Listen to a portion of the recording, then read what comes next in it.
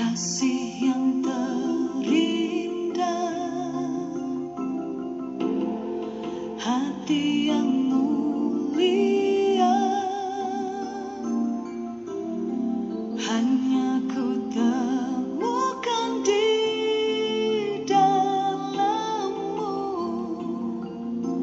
Yesusku. Bapak Ibu, saudara-saudari yang terkasih di dalam Kristus Yesus, hari ini kita kembali bersyukur atas anugerah dan berkat Tuhan yang masih kita rasakan, yang masih membangunkan kita dari tidur kita, dan memberikan nafas kehidupan. Mari kita mengawali hari ini dengan mendengarkan firman Tuhan, dan kita terlebih dahulu berdoa. Marilah kita berdoa. Kasih karunia dan damai sejahtera dari Allah Bapa kita dan dari Tuhan Yesus Kristus menyertai kamu. Amin. Firman Tuhan yang menjadi renungan bagi kita hari ini tertulis di dalam kitab Kolose 2 ayat yang ke-18. Beginilah firman Tuhan. Janganlah kamu biarkan kemenanganmu digagalkan oleh orang yang pura-pura merendahkan diri dan beribadah kepada malaikat, serta berkanjang pada penglihatan-penglihatan dan tanpa alasan membesar-besarkan diri oleh pikiran duniawi. Demikian firman Tuhan. Bapak Ibu saudara-saudari, sebagai orang percaya, kita memiliki iman dan pengharapan kepada Tuhan Yesus Kristus. Sayangnya, cukup banyak orang percaya yang tidak menggunakan iman kepada Tuhan secara maksimal. Sehingga ketika ada ajaran-ajaran yang datang dari luar, ada saja yang tergoda dan terbawa. Dalam konteks ini, di Kolose, ada sekelompok orang yang mengajarkan bahwa orang percaya harus menghindari makanan dan minuman tertentu. Ada juga yang mengajarkan bahwa orang percaya harus mengutamakan hari-hari tertentu. Dan kebanyakan dari pengajar-pengajar itu adalah pengajar palsu yang pura-pura merendahkan diri, pura-pura beribadah, dan lain sebagainya.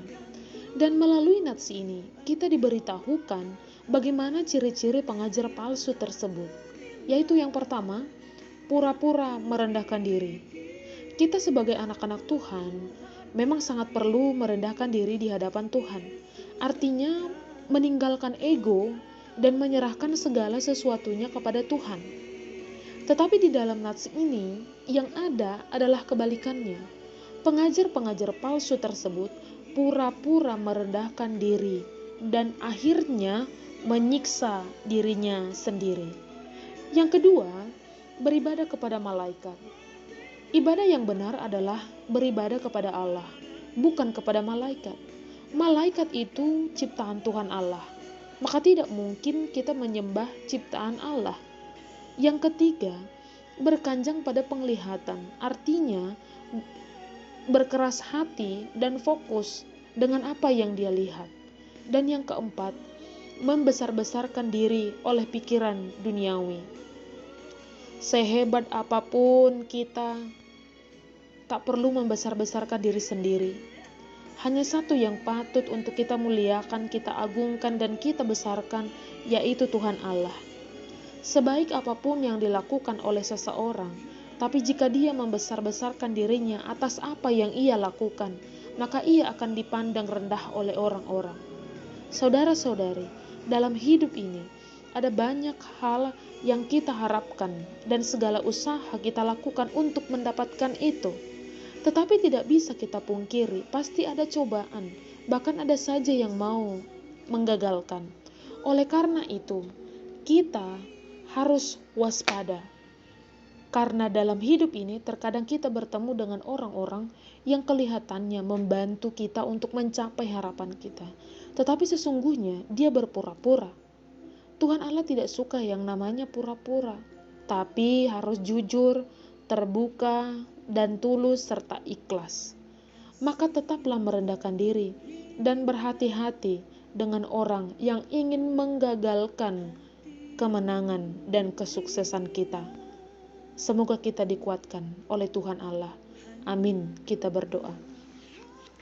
Terima kasih Tuhan untuk firman-Mu hari ini yang kembali memberikan kami semangat, dan kami yakini Tuhan firman-Mu ini menjadi terang dan pelita di dalam hidup kami.